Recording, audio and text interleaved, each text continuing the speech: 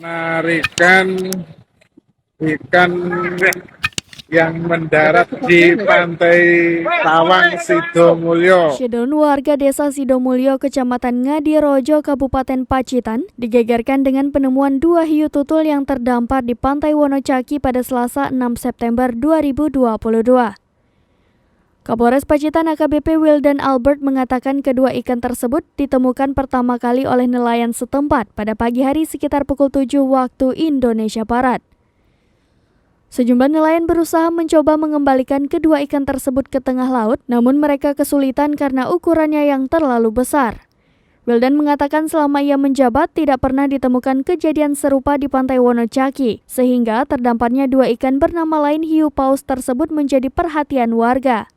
Mereka berbondong-bondong menyaksikan 2 ikan yang bisa tumbuh hingga berbobot puluhan ton tersebut.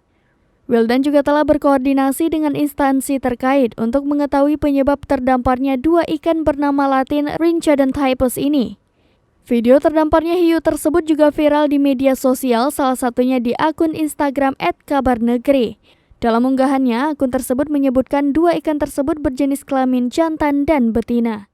Menarikan ikan yang mendarat di pantai Tawang Sidomulyo.